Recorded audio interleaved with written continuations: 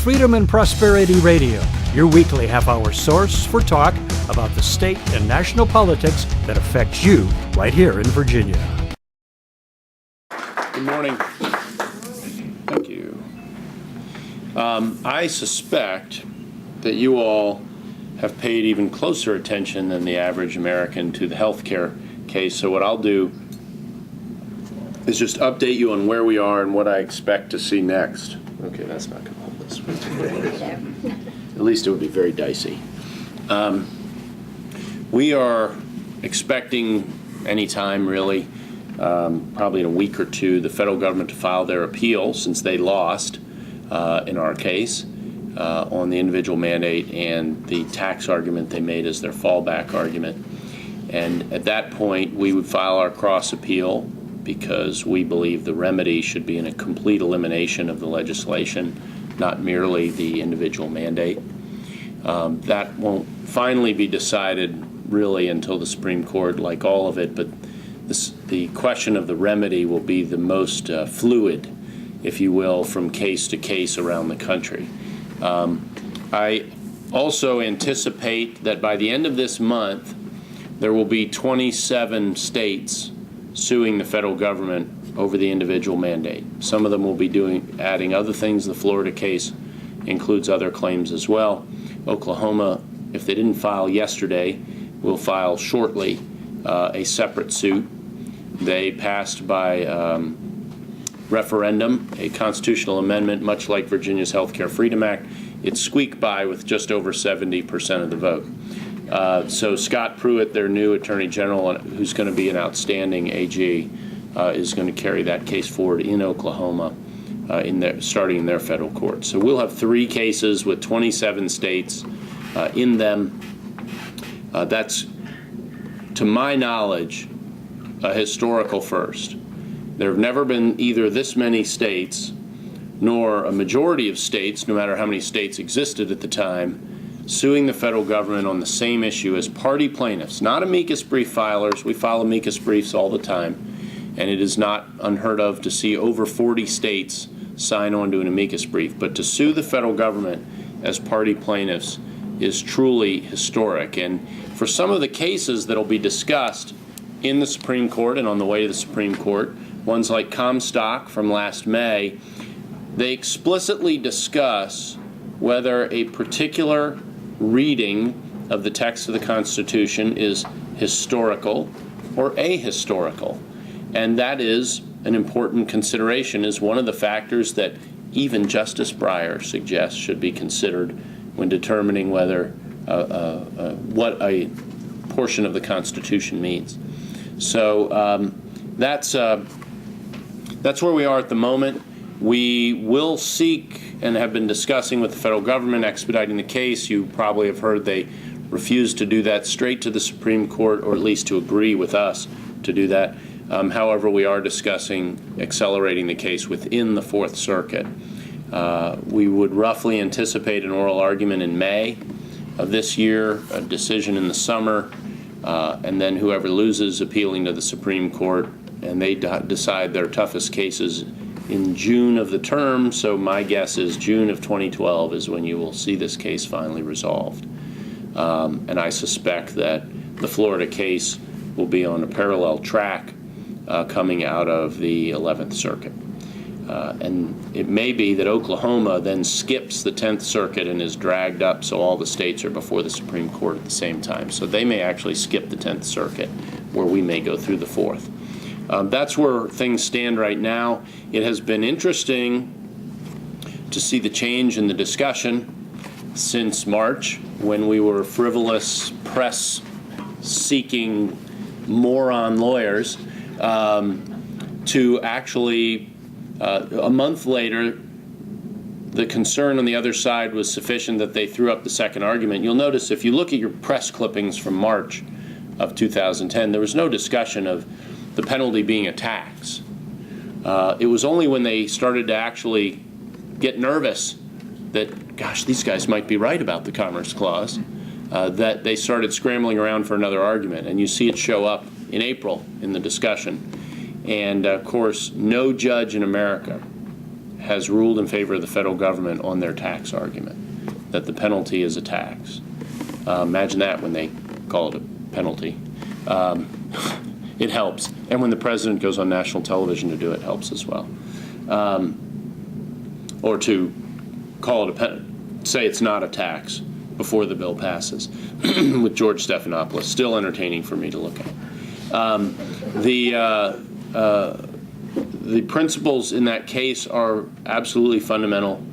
It is a clash of proportions that I don't believe we've seen between federal and state levels of government for decades.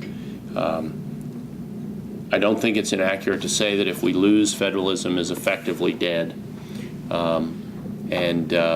Hopefully we can just look back on that in a couple of years as what could have been happily having won. Before we filed the healthcare suit, we filed the EPA lawsuit on the same subject. Chris mentioned the greenhouse gas endangerment finding and the various rules that have rolled out underneath it. The Eastern District of Virginia is known as the Rocket Docket. It's where the healthcare case was. It's over. We have yet to get a briefing schedule in the EPA case in D.C. I do expect that you'll see that move forward this year. There are an enormous number of private parties. There are 16 states, including 4 when they got in, were represented by Democrat attorneys general. There'll be 2 sets of briefs, one for the private parties, one for the states. It has been interesting managing the challenge of briefing by committee, and we have worked our way through who's going to be responsible for what in that respect, and I'm very happy with how that turned out. I've been concerned about that for some time, but the teamwork has come together for the states that are opposing that effort, and I think we are in a good position. Chris mentioned delegation authority. I would say that is the constitutional argument that we have. We call it double delegation. Congress can delegate to agencies, but these agencies have offshored. Interesting with this administration, who so opposes offshoring, they have offshored all of what would otherwise be their expertise as a regulating agency, and now they can't produce the underlying foundational data upon which their conclusions rest. Perhaps it doesn't exist, perhaps it never did. It doesn't really matter as a matter of law. That falls beneath the standard that they have to meet to impose regulations on America, particularly ones that are so crushing economically. Josh mentioned the UVA subpoenas. I won't call it a lawsuit. We issue subpoenas pre-lawsuit, and they object, and so they go to court to object. And in the first round, they got a judge who actually added a new clause to our Fraud Against Taxpayers Act in order to limit what that judge thought that we could request. We both complied and renewed our request and appealed. So we are now headed in 2 directions. One, we're headed back to court because UVA has again objected to our requesting anything that the taxpayers have paid for. And we also have appealed to the Virginia Supreme Court to defend the integrity of the Fraud Against Taxpayers Act. Judges don't get to add new sections to laws, and we hope this Virginia Supreme Court will remind this judge in this case and all judges in other cases of that. So there's nothing expedited about those matters. I will tell you the Virginia Supreme Court's backed up right now, and criminal cases get priority. So we don't really know. We have 3 other cases in the pipeline that have been briefed since the summer, and we don't have schedules from the court on those. So that appeal is going to take certainly all of 2011. Be surprised if it did not. We'll see where things go with the renewal of the subpoena in Charlottesville. That I can't really speculate how it'll end up. I know how it should end up, but I know how the last one should have ended up, and we're going to have to work our way there. So that's where we stand on that right now. Property rights, not a new subject for me to talk to this group about. Brian's got a proposed statute that he's passing around. This is the one that Delegate Joannou is going to introduce. And to speak of it in conceptual terms, It includes four things. It addresses damages, it addresses key load takings, and eliminates them constitutionally as permissible public uses, so-called public uses. It includes the concept of necessity. Delegate Bell had requested us include that, and that means that the condemnor can take no more than is necessary to achieve the public use. And the fourth item is there is a burden of proof on the condemning authority to demonstrate that the that the use proposed is a public use. Under current law, you get these local boards of supervisors who pass an ordinance and say, well, we're going to take X piece of property and we say it's a public use, and that gets introduced into court. Well, as you'll see at the tail end of this proposed amendment to the Constitution, they would not get any benefit from doing that. There's no presumption based on what they declare to be a public use under this proposed statute. Now, resolution. Taking you back 4 years to 2007 when we got the statute passed, not coincidentally, it was also an election year for all 140 members of the General Assembly.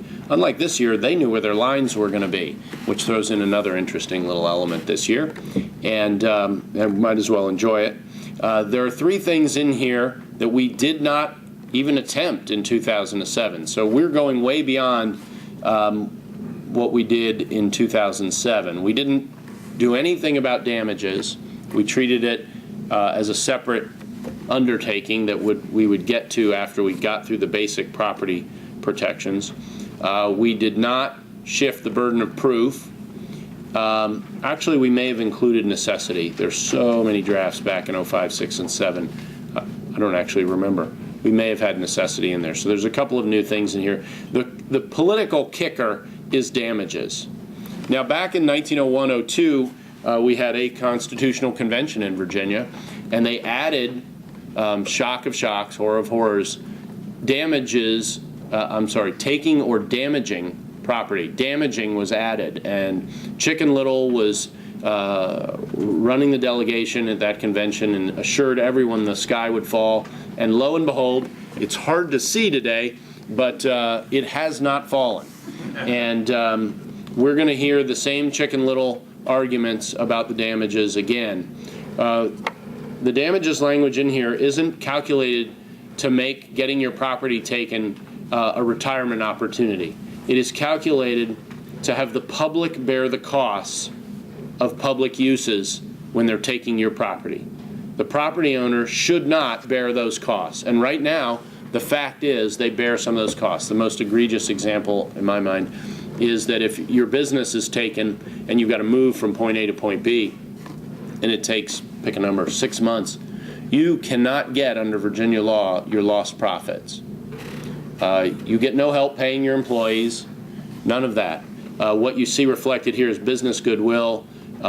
Under Virginia law, lost business profits are a subset of business goodwill. So that's where you see it reflected in this resolution. That will be, as you might expect, a major point of conflict with the people who want to take your property for any reason or no reason. And I would remind you of a quote of my former Fairfax Senate colleague, Senator Dick Saslaw.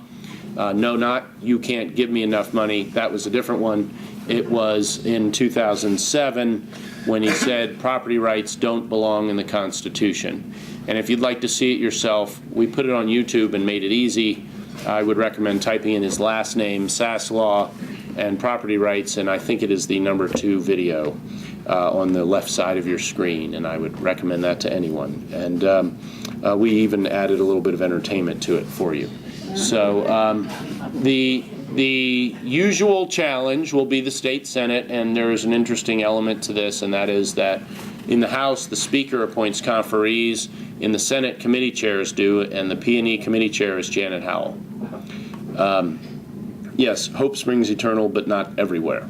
So that's a challenging situation. However, there are reasons for this to be a bipartisan undertaking. Johnny Joanno, as you all know, is a Democrat. I am not. And There has been bipartisan support for this since we have begun the effort, for me now 6 years ago, and first statutorily and now as a constitutional amendment. But we have people in the state, Patrick Henry, George Mason, to name some you've probably heard of, who voted against the U.S. Constitution in convention because it didn't protect exactly these kinds of individual rights. It is appalling that in 2011, the Commonwealth of Virginia still does not protect property rights in the Constitution of the Commonwealth. And we're going to put an effort in to fix that or make it an election year issue, or both. That would be the dream scenario, because we're going to have to pass it twice. Constitutional amendment, you've got to pass once on each side of an election, exact same wording, before it can go to referendum of the people. If this went to a referendum, it'd be 80-20. It'd be a wipeout if we can get it to the ballot. The only place it's a hard sell is the Virginia General Assembly. More specifically, the Virginia State Senate. Ralph Smith over here, he sat down next to me. He said, "Hi, I'm Ralph Smith. I'm in the Virginia State Senate." I said, "I'm sorry." But it's good to have good folks like Ralph in there who can go to bat on this. Are you on P&E? Yes. You are. That's what I thought. Okay, one down. We just need 7 more votes. Solid short, no problem. Yeah, Ralph is solid on these, and hopefully the Republicans will be, but they're not off the table for lobbying, as you all know.